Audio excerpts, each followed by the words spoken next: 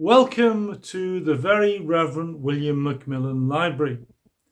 Now today we're going to have a look at something a little bit different. As I've mentioned in the past, there are about 2,500 books in this library. And as well as that, there is a similar number of printed pamphlets and sermons and little booklets and material like that. And on top of that, there is also a large quantity of what is usually termed ephemera. That is printed material that was made and was not intended to last. And yet, where material like that has lasted, it often proves of great interest to the historian.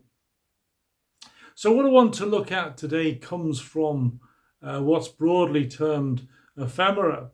Although specifically this type of material may not be ephemera at all, because it is in many ways quite an interesting form of publishing that's also very collectible and which was really collectible from the start.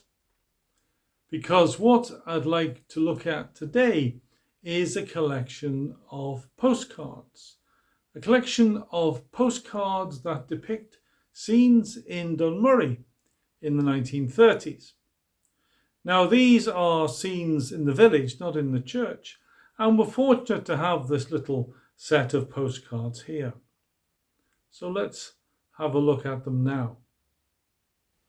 Now these were published by W. McCartney, stationer, newsagent and tobacconist of Dunmurry, and that is the little shop situated on the right in this picture. All of the backs of these postcards declare this is a real photograph, and that is the type of postcard which became and remains amongst the most collectible variety of topographical postcard. One of the curious features of all these postcards is that Dunmurry is misspelt on every single one of them, which is interesting. But I would date these postcards from sometime in the 1930s. People with specialist knowledge of cars and lorries and so on would be able to date them to the exact week in which it was taken. But I think in the 1930s, there may be a case for saying that these photographs were taken by a famous Ulster photographer of postcards named Alan Daniel Coon. But they're not declared as being by him, which was usually the case, although he did do some for W. McCartney, the stationer in Dunmurry. And I guess that these might have been reprinted after Alan Daniel Coon died in 1938. But I've no way of knowing that at the moment. And we'll return in other videos to the story of Alan Coon. So our collection of Dunmurry postcards numbers 11, and there's a nice variety of views. So there's the view of Dunmurry Lane, the view across the park at Dunmurry, the view of Mill Hill, Dunmurry, St. Coleman's Church, the old Presbyterian Church. There are two sort of collection of 5 images on one postcard.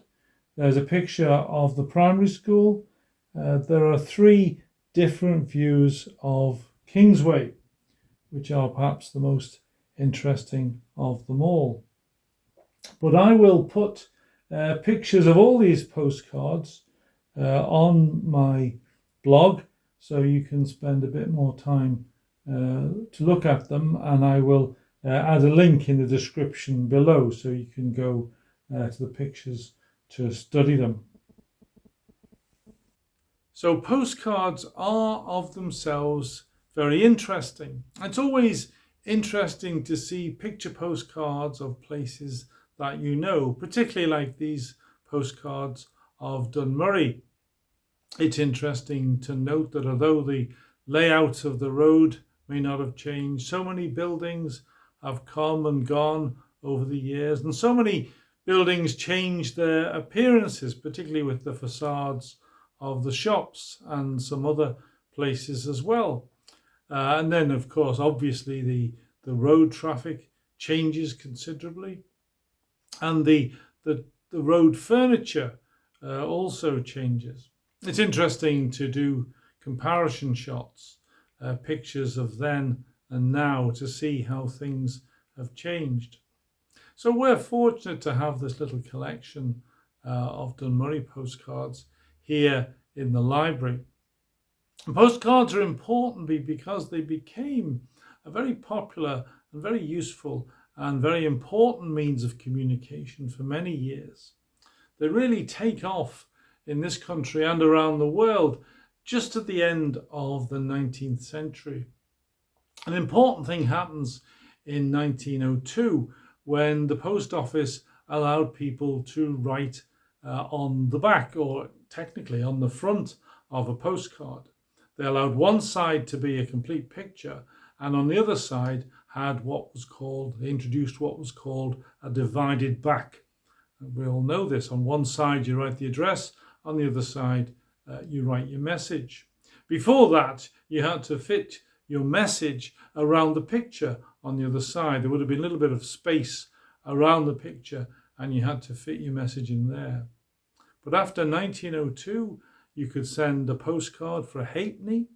You could send a picture. You could send any picture you could find, and you could send it in the morning and expect it to be delivered by lunchtime. So when you look at a lot of old postcards, you can see messages asking someone to meet up later on in the day, or asking someone's opinion, knowing that they would get a postcard back within 24 hours and they would know exactly what they needed to know. So it was in fact a very rapid and very cheap means of communication for a long time. It was the equivalent of a text message today. So I think there probably are a few more postcards in this series. I think there probably is one of our church, although funny enough we don't have that particular postcard here. We do have some others of the church, and our church has been photographed and appeared on many postcards over the years. But we're fortunate to have this little set, and we're able to look back at what Dunmurry looked like before the war and compare it with what Dunmurry looks like today.